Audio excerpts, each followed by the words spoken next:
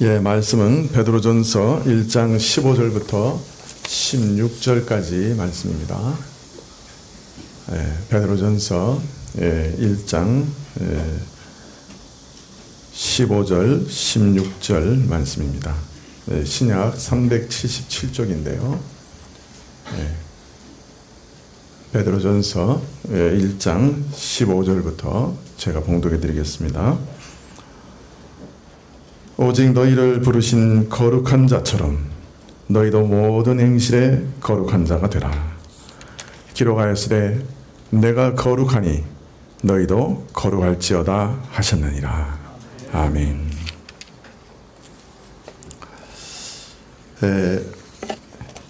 영국 청교도 시대 때 한 자매가 교회에서 입교문답을 하게 됐습니다. 우리도 지금도 우리가 입교문답할 때는 어떻게 합니까? 당회 앞에 나가서 입교문답하죠. 그 장로님들 앞에서 이제 장로님들이 질문하고 이제 답하고 이런 형식으로 이제 입교문답을 지금도 하고 있는데요. 나이 든 장로님이 질문을 하였습니다. 자매는 예수님을 믿기 전에 자신이 죄인이었다는 것을 인정하십니까? 이 자매는 분명하게 예라고 대답을 했죠. 그러자 또 장로님이 다시 묻습니다. 그러면 지금 예수님을 믿은 후에는 자신을 어떻게 느끼십니까? 자매는 이렇게 대답했습니다. 지금은 전보다 더 큰 죄인이라고 느끼고 있습니다. 그러자 장로님이 또 다시 물었습니다. 그러면 예수님 믿기 전과 예수님 믿은 후에 달라진 게 무엇입니까? 그러자 이 자매가 지금까지도 아주 유명한 말을 했습니다. 뭐라고 대답했느냐? 전에는 제가 죄를 향해 달려가는 죄인이었는데 지금은 죄로부터 도망치는 죄인입니다. 아주 핵심을 찌르는 말이라고 할 수 있죠. 아직까지 우리가 그 죄의 본성을 완전히 다 벗어나지 못했어요. 그렇지만 분명히 달라진 게 있는데 예수님 믿고 난 다음에 뭐가 달라졌습니까? 장로님이 물어보니까 전에는 죄를 향해 달려가는 죄인이었는데 지금은 죄로부터 도망치는 죄인입니다. 이렇게 대답을 했어요. 이 대답이 이후로도 아주 유명한 그 대답이 됐습니다. 베드로 사도는 영적으로 긴장하고 깨어서 주의 재림을 사모하는 자들이 힘쓸 일에 대해서 14절부터 우리에게 가르쳐 주시는데요. 14절에 너희가 순종하는 자식처럼 전에 알지 못할 때 따르던 너희 사욕을 본받지 말라.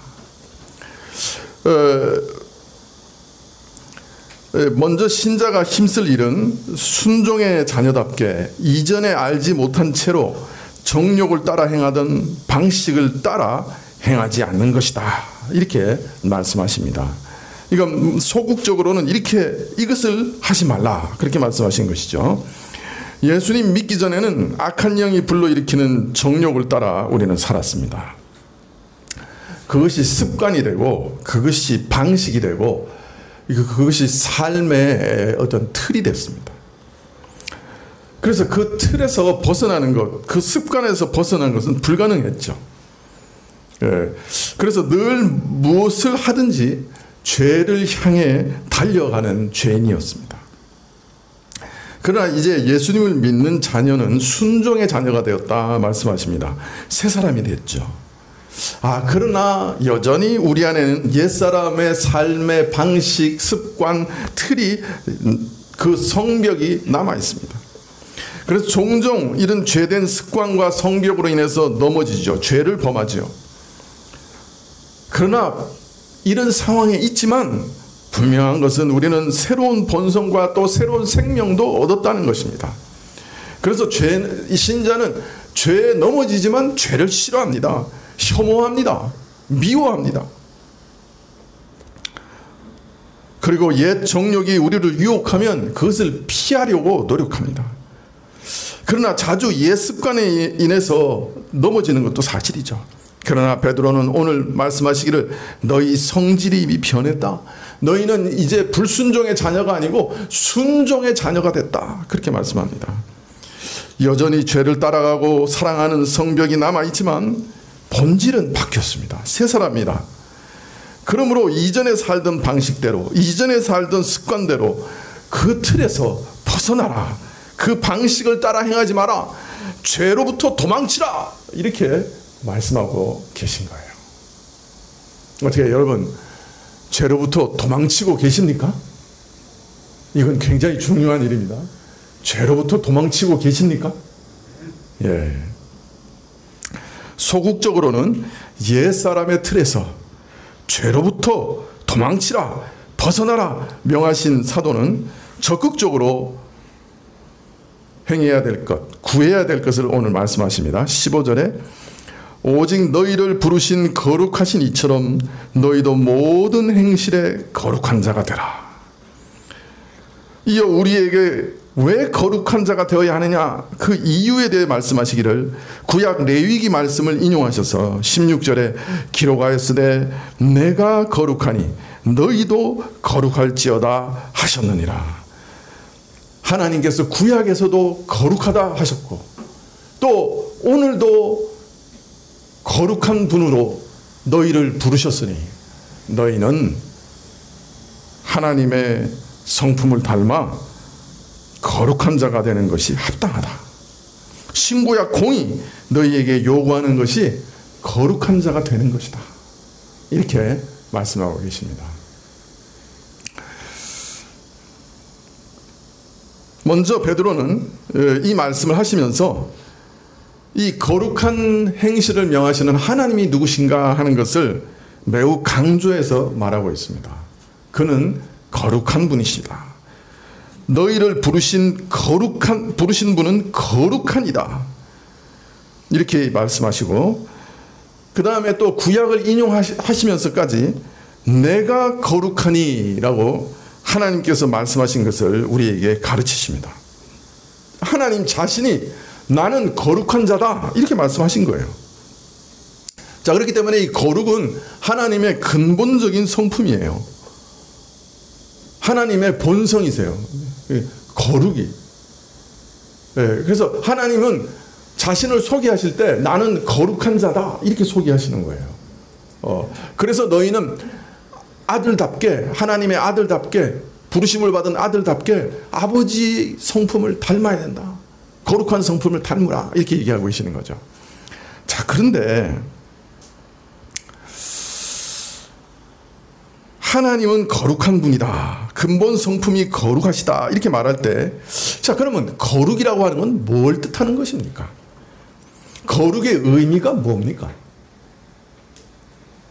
거룩 많이 들으셨죠? 거룩의 의미가 뭐예요?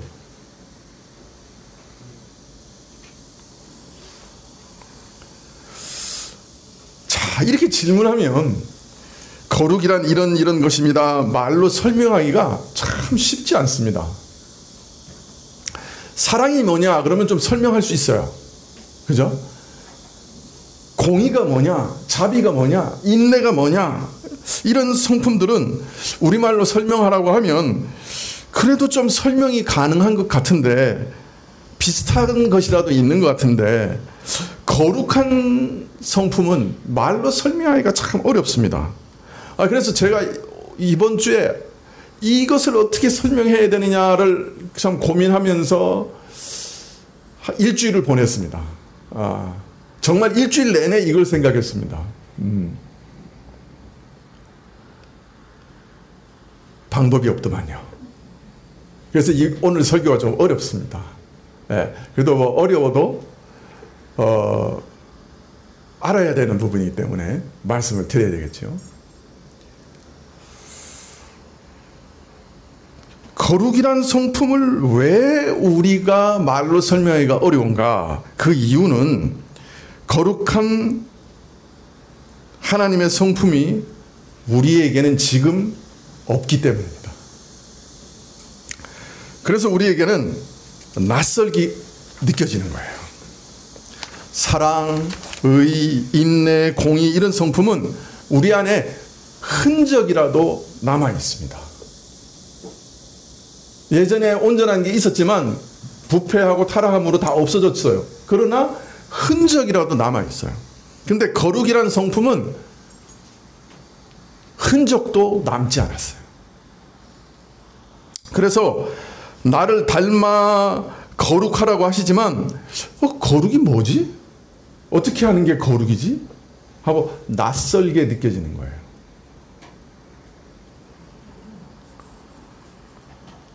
자, 그래서 우리는 아마 타락하기 이전에 에덴 동산에서는 거룩에 대해서 잘 알았을 거예요. 아담이. 왜냐하면 인간이 잃어버린 하나님의 형상에 대해서 얘기할 때 의, 거룩, 하나님에 대한 지식, 요 세 가지라고 얘기해요. 에베소서에 보면. 그러니까 분명히 알고 있었겠죠. 그게 하나님의 형상이니까. 인간이 잃어버린, 그러니까 하나님 영이시니까 뭐 우리 얼굴이 하나님 형상을 닮은 거 아니잖아요. 그죠? 근데 하나님의 그 형상을 가졌다 할 때 인간이 원래 가졌던 것이 의, 거룩, 하나님에 대한 지식이었다는 거예요. 근데 그걸 다 잊어버렸어요. 그런데 나머지는 그래도 뭔가 흔적이 남아있는데 이 거룩이라고 한 것은 거의 흔적도 없는 것 같아요. 그렇기 때문에 거룩이 뭐냐라고 말할 때 참 설명하기가 어려워요. 자, 그래서 신학자들은 이 하나님의 성품이신 거룩을 이해할 때 둘로 나누어 이해합니다. 이거 둘로 나누어서는 안 되지만 우리가 이해하기 위해서 둘로 나누어서 이해합니다. 하나는 하나님의 본원적인 거룩입니다.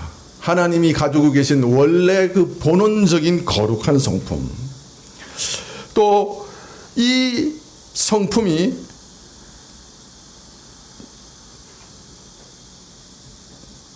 그러니까 또 하나는 이 성품을 닮아야 하는 윤리적인 거룩, 이렇게 나누어집니다. 그러니까 하나님이 본원적으로 가지고 계신 절대적인 성품으로서의 거룩과 그 거룩을 인간이 닮아야 하는 윤리적인 거룩으로 나누어서 이해합니다. 조금 전에 말씀드린 대로 하나님의 어미로우시고 본원적인 거룩과 윤리적인 거룩을 서로 분리해서는 안 되고 분리되는 것도 아닙니다.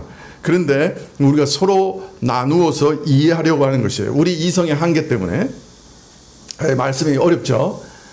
그래서 어미하고 본원적인 절대적인 하나님의 거룩과 우리가 닮아야 하는 윤리적인 거룩을 아주 그림처럼 잘 보여주는 장면이 있어요.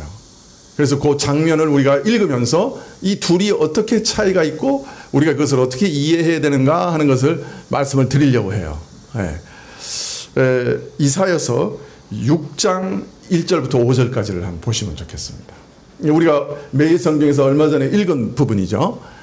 구약은 사실은 거룩을 우리에게 하나님의 거룩을 계시하기 위해서 기록된 책인 것 같아요. 아주 구약 성경은 거룩에 대한 얘기가 가득해요. 그런데 그 중에도 오늘 이 하나님의 본원적인 거룩과 윤리적인 거룩을 다 함께 그림처럼 보여주는 장면은 이사야서 6장에 있는 장면이 아주 잘 보여주고 있는 것 같아요. 이사야서 6장 1절부터 5절까지 구약 972쪽인데요. 다 찾으셨나요? 우리 한번 읽어볼까요? 같이. 시작.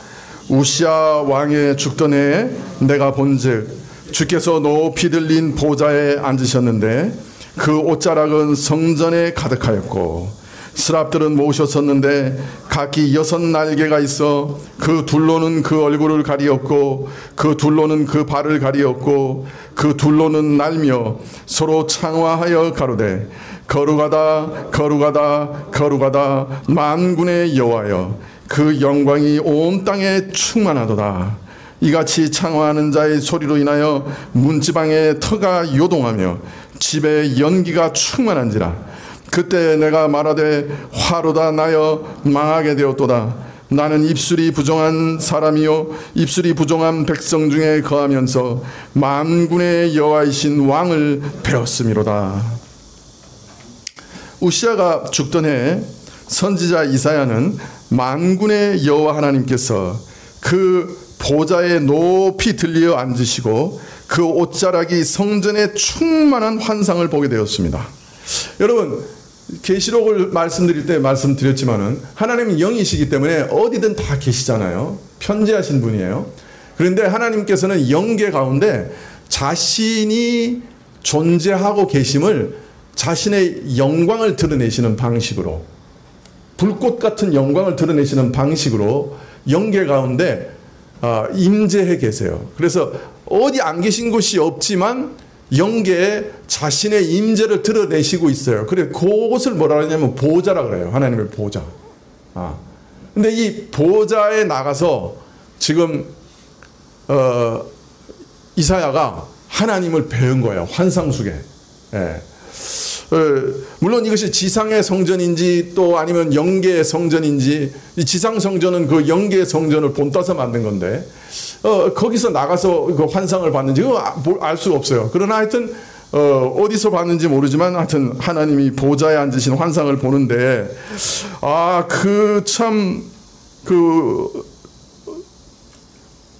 그 환상이 참 어마어마한 환상이에요. 선지자 이사야가 본 것은 하나님이 지극히 높으신 영광을 보게 됐어요. 하나님의 거룩한 임재의 영역인 성전에서 이사야는 하늘과 땅의 모든 만물의 주권자로서 높이 좌정하신 하나님을 뵀어요. 그 옷자락만으로도 온 성전이 충만하신 무한하신 하나님을 뵀던 것이죠. 오늘 우리가 예배 드리면서 처음 읽은 말씀이 시편 말씀인데, 시편 말씀에서 이렇게 얘기해요. 그의 영광의 빛이 옷자락 같다. 그렇게 오늘 얘기하셨어요. 그러니까 이 옷자락은 영광의 빛을 상징하는 것일 수도 있어요. 하여튼 그러나 여기서 성전에 가득하고 그걸로도 성전을 가득 채워서 성전이 그 옷자락을 다 감당 못한다 하는 것은 어떤 면에서는 그의 영광의 빛이 환하게 비춰온 것을 비유해서 쓴 글일 수도 있고, 또 하나님의 무한하심을 이런 방식으로 나타내고 있을 수도 있습니다. 자, 그런데 보좌에 앉으신 하나님의 이 영광을 스랍들이 모셔섰어요. 각각 6날개가 있는데 2날개로는 얼굴을 가리고 2날개로는 발을 가리고 나머지 2날개로는 날면서 창화하고 있어요. 서로 찬양하면서 서로 화답하고 있어요. 죄의 얼룩이나 흔적조차 없는 하늘의 거룩한 영적 존재들. 구약 성경에 보면 종종 이들이 사람을 만나게 되면 사람들이 마치 하나님을 만난 것처럼 그 영광 앞에 엎드려 절하기까지 하는 신적 존재인, 신령한 존재인 스랍들조차도 하나님의 거룩하심을 차마 직시할 수 없었어요. 하나님의 거룩하신 영광 앞에서 자신의 존재가 막 사그라지는 것 같았어요. 그래서 2날개로는 얼굴을 가릴 수밖에 없었어요. 2날개로는 자신의 발을 가리면서 하나님 앞에 겸손을 표하고 있어요. 그러면서 하나님 앞에 2날개로는 날면서 잠잠할 수 없어서, 이 하나님의 영광 앞에서 잠잠할 수 없어서 터져나오는 찬송을 외치고 있어요. 2날개로는 날면서, 2날개로는 자기 발을 가리면서, 2날개로는 얼굴을 가리면서 창화하여 가르되 서로 외쳐 크게 찬양하기를 거룩하다 거룩하다 거룩하다 만군의 여호와여. 이 천군 천사들의 힘있는 음성으로 말미암아 성전 문지방이 그 터가 막 흔들리고 성전에 연기가 가득했다. 하나님의 거룩하심을 선포하는 천사들의 외침으로 온 성전이 하나님의 거룩한 임재의 영역이 그 전체가 심하게 요동칩니다. 하나님의 거룩하심이 어떠한지, 그의 위엄과 영광이 어떠한지 하나님을 모셔 시립한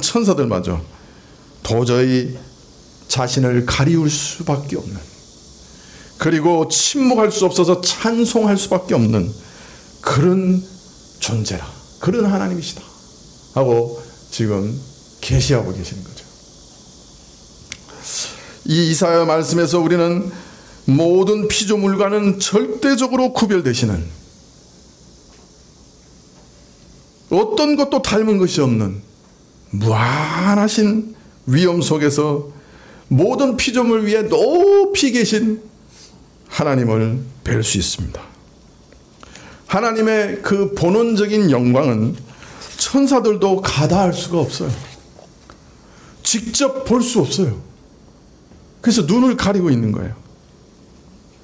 자, 그런데 여기서 우리가 한 가지 의문을 품게 돼요. 여러분은 의문을 품으셨는지 모르겠는데 저는 처음에 몇 번 이 말씀을 읽으면서 한 가지 의문을 품었었어요. 그게 뭐였냐면, 왜 스랍들이 수많은 하나님의 성품들 중에 거룩에 대해서 찬양을 했을까? 여러분, 스랍들이 하나님은 사랑이시다, 사랑이시다, 사랑이시다 이렇게 찬양할 수도 있지 않을까요? 공의로우시다, 공의로우시다, 공의로우시다 그렇게도 찬양할 수 있었지 않을까요? 무한하시다, 무한하시다, 무한하시다 그렇게 찬양할 수도 있지 않았을까요? 전능하시다, 전능하시다, 전능하시다 그렇게 찬양할 수도 있지 않았을까요? 그런데 왜 거룩하시다, 거룩하시다, 거룩하시다 이렇게 찬양하고 있을까요?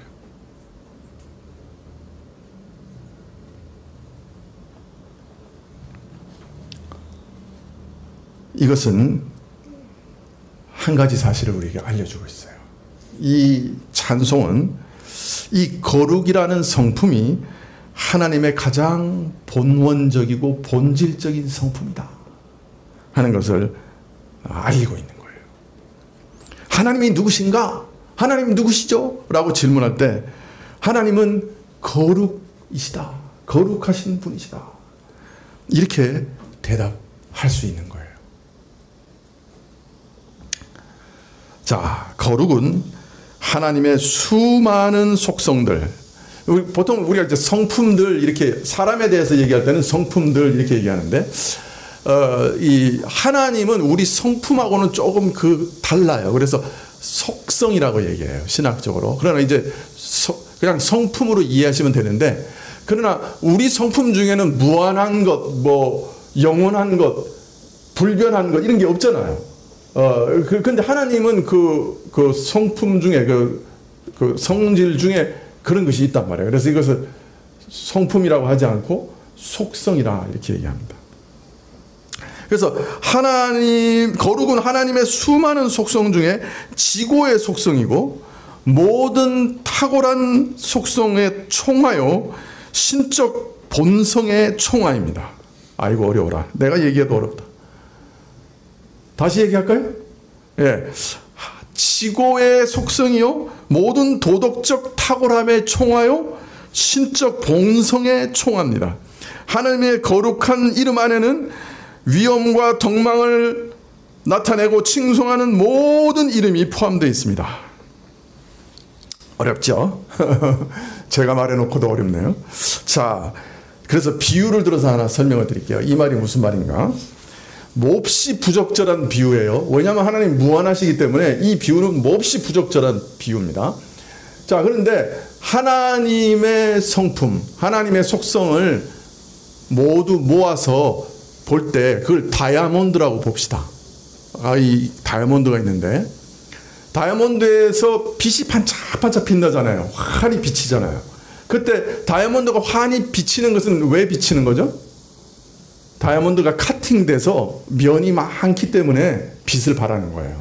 그러면 어떤 면에서 카팅된 면마다 하나님의 속성이라고 할 수 있어요. 그렇게 비유할 수 있어요. 그래서 한 면은 사랑, 한 면은 의, 한 면은 자비, 한 면은 긍휼, 뭐 이렇게.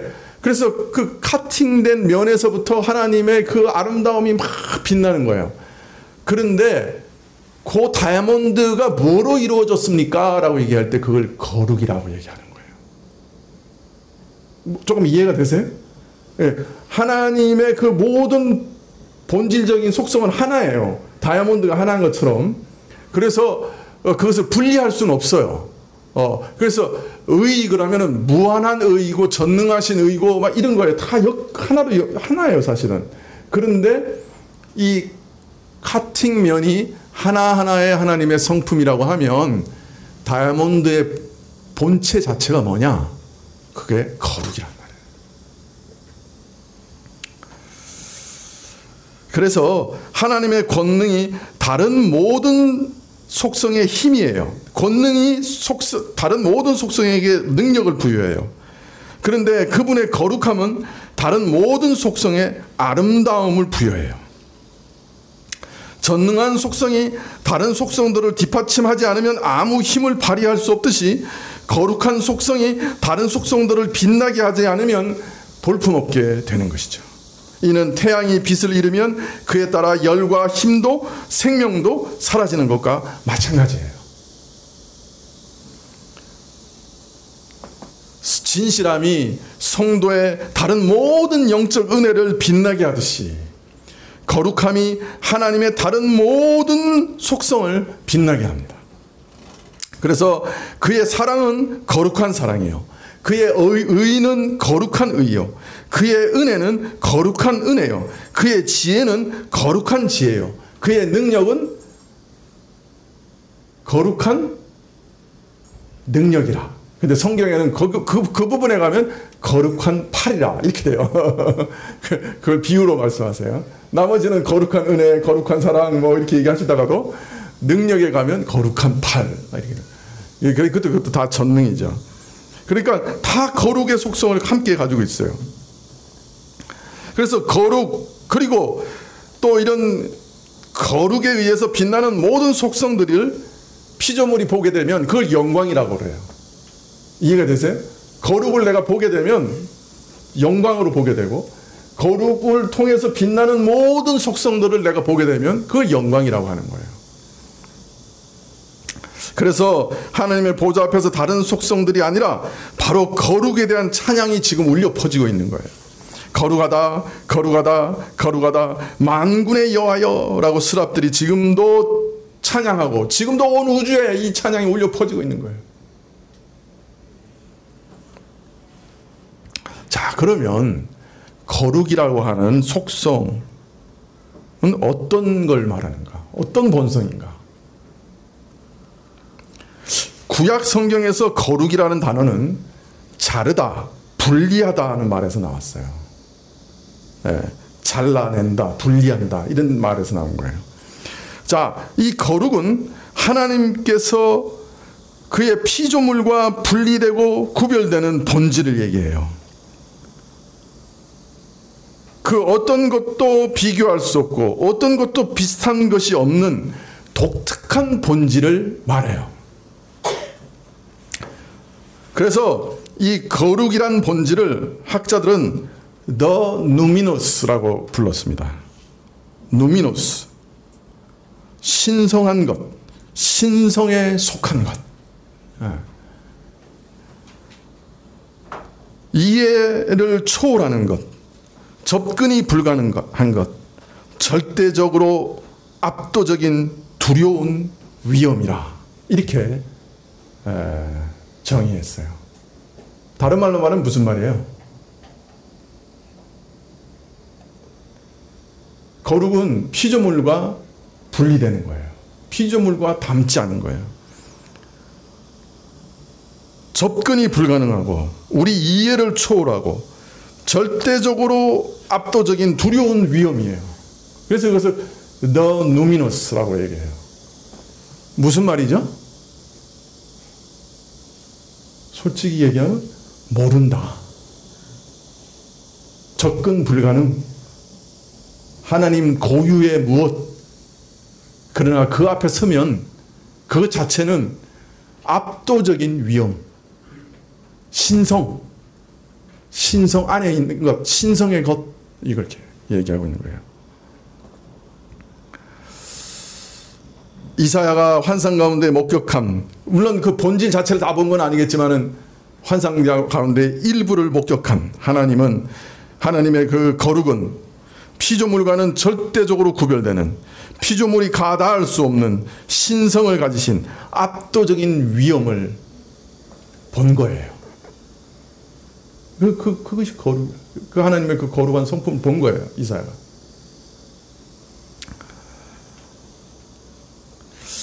자, 그래서 이것을 본원적인 하나님의 거룩이라 이렇게 얘기해요. 자, 그런데 하나님이 이 어미로운 본원적인 거룩은 피조물과는 분리되어 있고 우리가 가다할 수 없는 신성한 것이지만, 이 거룩은 그것에 부딪힌 피조물, 특히 인간들에게 반드시 어떤 특별한 반응을 이끌어내고 맙니다. 선지자 이사야는 비록 환상 가운데에서이긴 하지만 하나님의 이런 거룩한 임재의 영역으로 나아갔죠. 그리고 이 하나님의 거룩함에 부딪혔어요. 그러자 마치 자신이 죽임을 당하는 듯한 느낌을 느끼고 외치되 화로다 나여 망하게 되었구나 하고 절규합니다. 하나님의 그 거룩을, 그 거룩한 영광을 본 순간 이사야는 자신이 죽어야 할 자다 하는 것을 직감합니다. 이사야가 이렇게 외친 것은 피조물로서 창조주를 뵌 인간이 하나님의 위엄을 도저히 감당할 수 없어서 두려움과 경외감을 느꼈기 때문에 이렇게 외치기도 했겠지만은, 이사야가 하나님의 거룩한 임재 앞에서 죽음을 당하는 듯한 짓눌림을 느끼게 된 원인은 그의 말에서부터 알 수 있어요. 나의 입술이 부정한 자요, 또한 입술이 부정한 백성 가운데 거하는 자로서 만군의 여호와 하나님을 친히 배웠기 때문이라. 하나님의 거룩함 앞에서 그가 제일 먼저 느낀 것은 자신의 죄악이었어요. 거룩함 앞에서 여지없이 숨김없이 드러나는 자신의 죄였어요.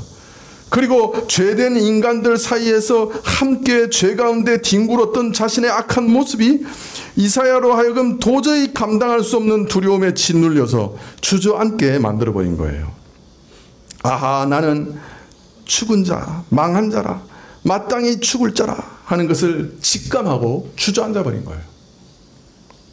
자, 이처럼 하나님의 어미로우신 본원적인 거룩이 피조물인 사람에게 계시될 때는 영원히 자기 자신의 도덕적인 탁월성을 드러내시고 유지하시고 죄를 혐오하시고 자신의 도덕적인 피조물들 속에서도 순교를 요구하시는 하나님의 속성으로 나타납니다.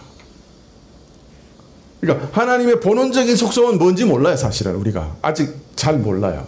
가닿지 못하는 것이에요. 어떤 면에서 영원한 신비일 수도 있어요. 그런데 이 본원적인 거룩이라고 하는 그 하나님의 성품에 우리가 딱 부딪히면 우리는 뭘 딱 느끼냐면 하나님께서 도덕적인 탁월성을 가지시고 완전한 순결이신 것을 깨달아요. 그리고 죄를 혐오하시는 분이신 것을 깨달아요. 그래서 나도 이 하나님 앞에 순결해야 되는데 라고 하는 것을 깨달아요.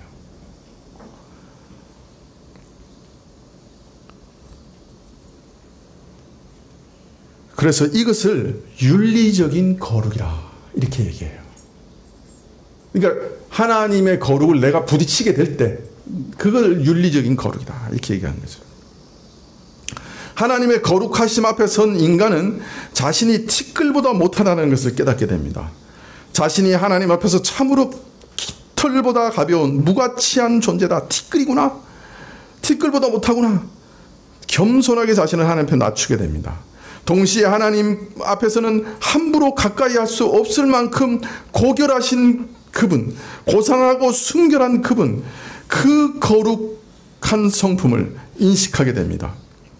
그와 동시에 반대로 자신의 죄와 악을 발견합니다. 이처럼 하나님의 거룩한 성품이 인간에게 계시될 때 인간이 경험하는 하나님의 거룩을 조금 전에도 말씀드렸던 것처럼 윤리적인 거룩이라 하고 부르는 것이죠.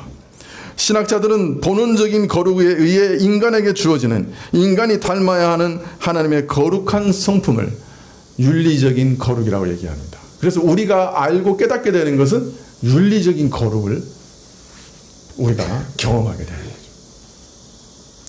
하나님의 윤리적인 거룩 역시 기본적인 성격은 분리와 구별입니다. 즉 죄와 악에서 분리하는 것을 뜻하는 것이죠. 세상과 분리하는 것을 뜻하는 것이죠. 이스라엘 백성이 난지 8일 만에 할례를 베풀었습니다. 살갗을 잘라냈습니다. 그것은 세상과 분리한다는 얘기기도 해요. 잘라내는 거예요. 그래서 14절에 너희는 세상의 틀에서 벗어나라, 죄로부터 벗어나라, 잘라내라, 그거예요. 그것도 거룩하라는 말씀의 한 부분이에요. 그런데 거룩하라는 말씀은 거기서 끝나는 것이 아니라 나의 이러한 거룩을 너희도 닮으라, 나의 완전성을 너희도 닮으라 하는 말씀이 함께 포함되어 있는 거예요.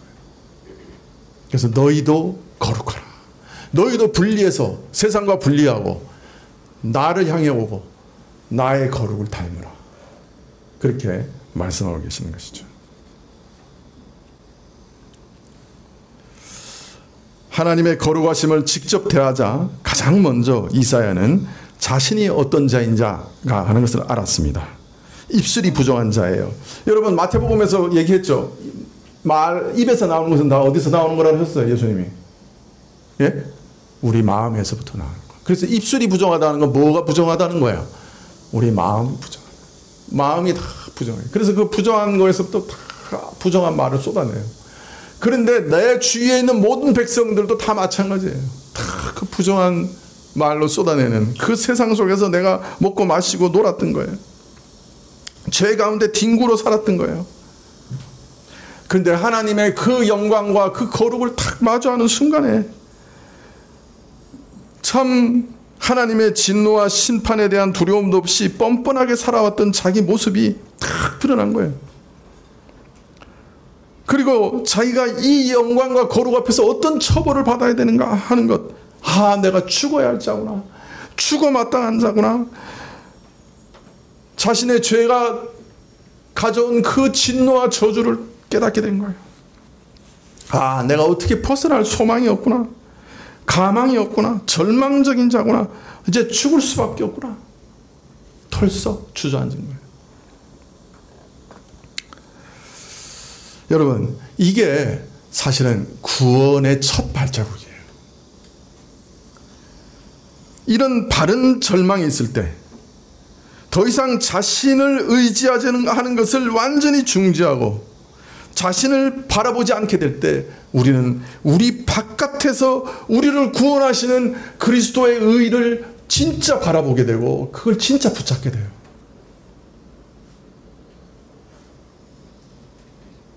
이게 구원의 첫 시작이에요.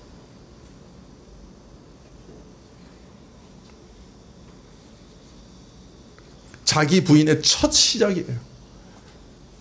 자기에 대해서 절망하는 것. 오늘 베드로서 말씀에서 너희를 부르신 하나님은 거룩하신 분이다, 거룩이시다 하고 말씀하신 것이 바로 이 뜻이에요. 거룩한 영광 앞에 하늘의 그 신령한 천사들도 감히 그 영광을 똑바로 쳐다보지 못해요. 그 날개를 가리고 얼굴을 가려요. 그리고 거룩하다 거룩하다 거룩하다 만군의 여호와여 라고 소리져 부르짖으며 찬양해요. 그 찬양 소리에 온 천지가 요동하고 있어요. 이것이 영광의 하나님이에요. 우리가 지금 눈으로 못 봐서 그렇지 영계가 열리면 이것을 보게 될 거예요. 이처럼 어미하시고 본원적인 신성, 우리가 가다할 수 없는 그 어미함을 가지고 계신 분이 우리 하나님이세요. 근데 우리가 이분을 만나게 되면, 하나님이 이 거룩을 우리에게 보여주시면 하나님은 죄와 악이 조금도 없으시고 고결하시고 고상하시고 순결하신 분이시구나 하는 것을 깨닫게 돼요. 그래서 자기 자신의 죄를 발견하게 돼요. 윤리적인 거룩을 경험하게 돼요. 그래서 이 하나님을 뵙는 자마다 두려움 가운데 외치게 돼요. 화로다 나여 내가 망하게 되었구나. 내가 죽게 되었구나. 물론 오늘 우리가 이사야가 본 것 같은 방식으로 하나님의 영광을 보지는 않습니다. 그러나 오늘도 우리가 이 거룩을 보고 배우고 있습니다. 어떤 방식으로 보고 배웁니까? 하나님의 말씀을 통해서요. 그의 계명을 통해서요. 그의 율법을 통해서요. 하나님 말씀을 읽을 때 성령이 조명해 주시면, 비춰주시면 하나님이 이렇게 거룩하신 분이구나. 이렇게 순결을 요구하시는 분이구나. 이렇게 영광스러운 분이시구나 하는 것을 깨닫게 돼요. 오늘 말씀도 우리에게 그걸 계시하고 계시잖아요. 설교를 통해, 말씀을 통해, 하나님의 율법과 계명을 통해 하나님 오늘도 여전히 이 하나님의 본원적인 영광, 이 거룩, 이걸 우리에게 계시하시는 거예요. 우리가 그것을 그 조명 속에서 빛을 탁 보면 그 순간에 그 윤리적인 거룩을 경험하게 되고 내가 이 거룩하게 살아야 되구나 하는 것을 고백하게 되는 거죠. 깨닫게 되는 것이죠. 물론 처음에 깨닫는 것은 아이고 내가 죽었구나 그거예요. 내가 이런 죄를 짓고 어떻게 살 수 있겠는가? 내가 이런 죄를 짓고 하나님의 심판대 앞에 설 것이니 어떻게 살기를 바랄까? 나는 죽어야 돼. 이 거룩한 하나님 앞에서 내가 어떻게 설지? 부르짖게 되는 것이죠. 그러나 은혜를 입은 자는 이런 두려움과 절망 속에서 그리스도를 딱 붙잡습니다. 달리 말하면 하나님 앞에서 죄의 무서움과 절망을 깨닫는 자만이 생명을 걸고 주를 붙잡습니다. 하나님의 거룩하심 앞에 내가 실제로 죽으니까, 도저히 살 수 없으니까, 주를 붙들지 않고는 살 길이 없으니까, 그리스도 외에는 소망이 없으니까 딱 예수님 붙잡는 거예요. 내 바깥에서 예수님께서 다 이루신 그 구원을 붙잡는 거예요. 십자가의 은혜를 붙잡는 거예요. 생명을 걸고 붙잡는 거예요. 주여 나를 버리시면 제가 어디로 가리이까? 나를 구원하소서. 나를 붙드소서. 내가 주께 나를 의탁하니 주님 나를 붙드소서. 나를 기억하소서. 이렇게 붙드는 거예요.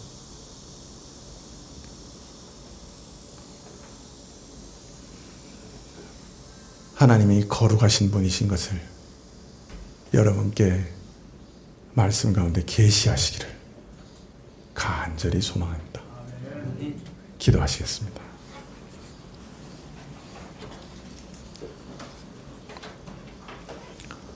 하늘의 천사도 감당할 수 없는 거룩하시며 참으로 지으신 만물의 경배와 경외와 찬송을 받으시기에 합당하신 하나님, 악한 자가 망하는 것을 참아보지 못하시고 죄인으로 하여금 주의 거룩하심을 보게 하시고 그러나 죽지 아니할 구원의 길을 마련하신 하나님, 원컨대 우리 무지한 심령에 오셔서 하나님의 거룩하심의 높이와 깊이와 넓이를 알게 하시고 죄인으로 하여금 그 거룩하심 앞에 설 수 있게 하시며 하나님의 긍휼과 아들의 은혜의 넓이와 깊이를 또한 우리 마음속 깊이 깨닫게 하옵소서.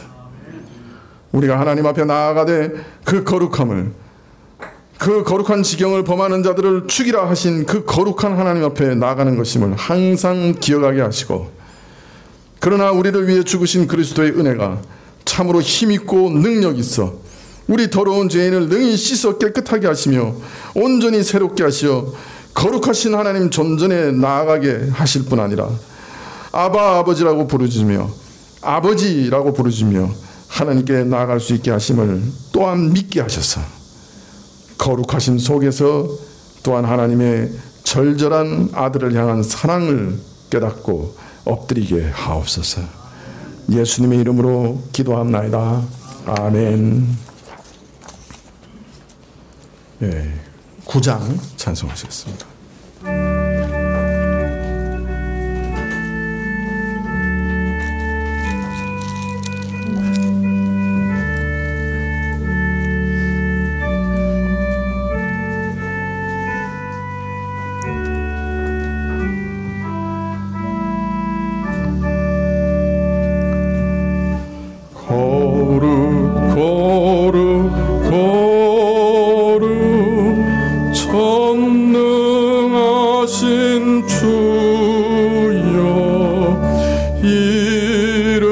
아침 우리 주를 찬송합니다.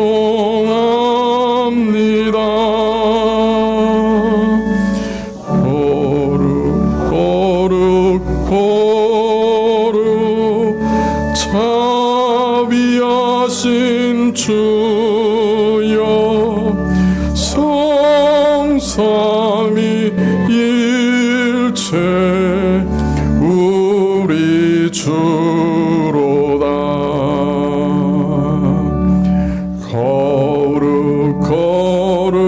거룩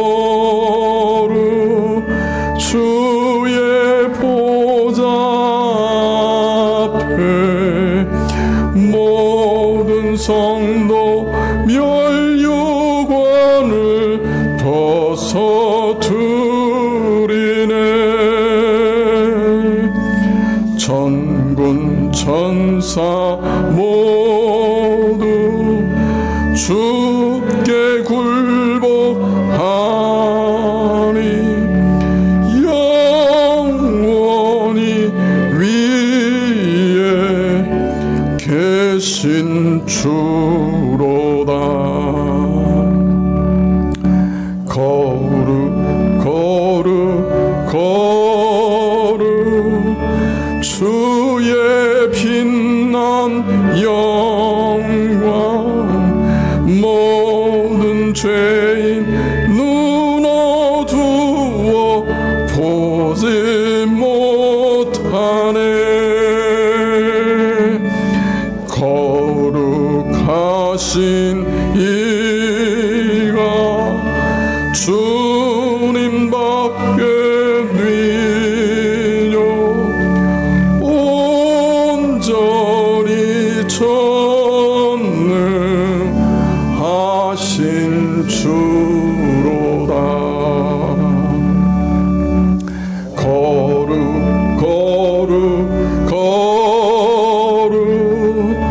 전능하신 주여 천지 만물 모두 주를 찬송합니다.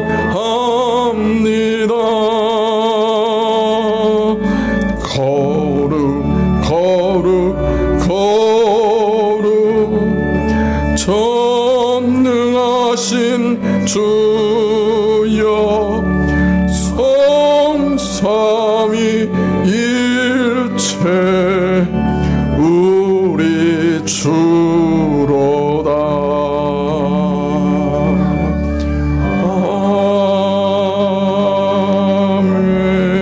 아멘.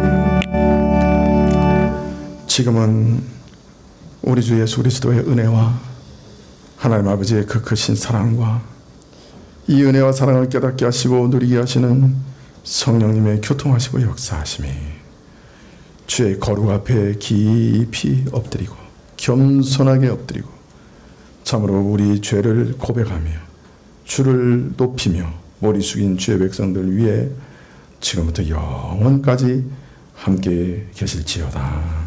아멘.